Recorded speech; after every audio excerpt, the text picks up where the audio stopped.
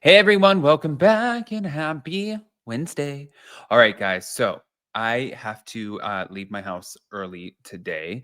So I woke up this morning, I went and got coffee, beat my face a little bit with some, well, just I washed my face. And I was like, all right, we got to get some videos done and out there since we have people coming to the house today. So we're back to talk about the Valley. And I don't know if you saw last night's episode, but I have some freaking opinions. And I don't know if you guys saw upandadamlive.com. First of all, I'm loving our writers. They're savage as hell. They did a whole recap on this. Well, Lexi did. I was like, I just got off the phone with her. I called her and I was like, you did not hold back there, girl, did you? And she was like, well, no, these are my opinions. And I was like, look, I'm not mad. I'm all for it. So I want to hear what you guys think, guys. Pop off in the comment section. If you're not subscribed, get subscribed. Don't forget to hit that notification bell. And let's jump right in.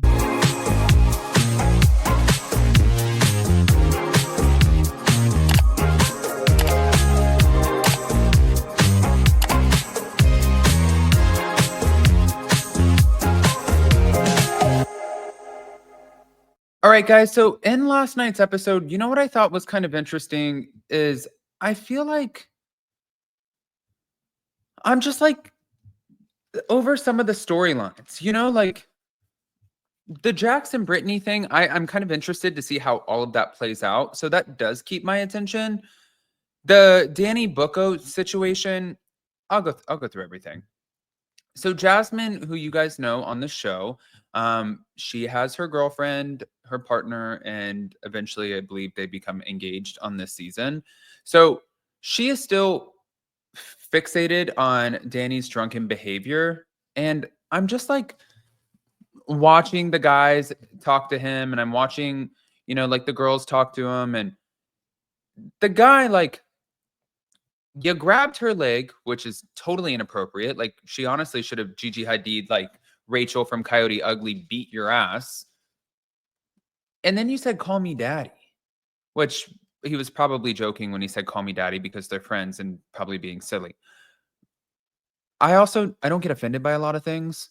So I think in this moment, which I've said multiple times, when he apologized the first 3 times and you accepted the apologies, you shouldn't have accepted the apologies if you're still going to keep on bringing it up. Like, it doesn't really make sense to me.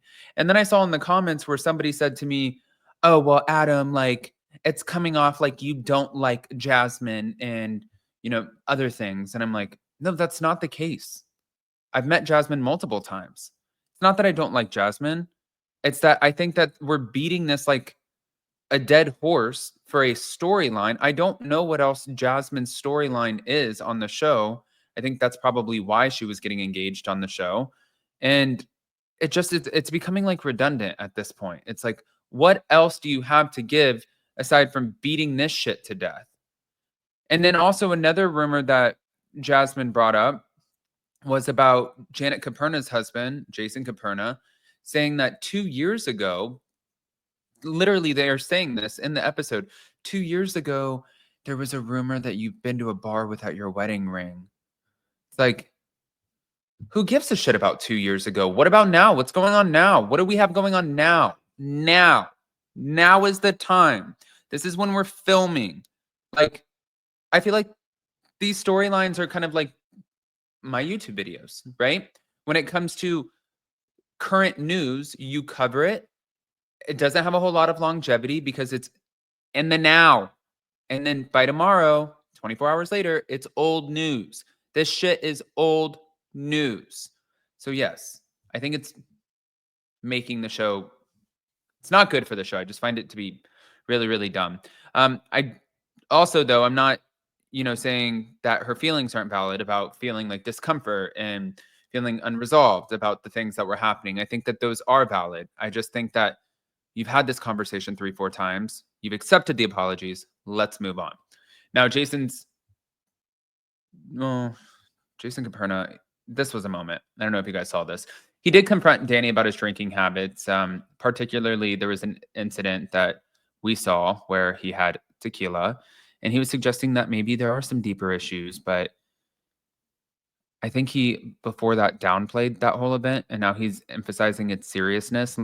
A lot of people are now questioning whether Jason Caperna is speaking out on behalf of Jason Caperna, or if Janet is the one who's in his ear telling him what to say. That way it does continue to drive storylines. I don't know. I mean, the guy's an attorney. He seems very, very smart. It could be, like Jason and I, my Jason, when we would come home from work or when we were working in the same social circles and all of that, we would come home and we would debrief. And if there was anybody who was ever trying to like put something against us or take us out, like, yeah, we would get together and we're like, we're a team. And how the fuck are we going to take this person out? But you got to think too, like we were in nightclubs and it was just like petty shit. So just, I feel like this is probably the same thing that Janet and Jason would be doing, except on a much bigger scale since it's reality TV. I think that's why that Alcohol Anonymous thing was also shared. I don't think that that was an accident, really. I don't. But I don't think Janet's a bad person. I think sometimes you can do dumb shit.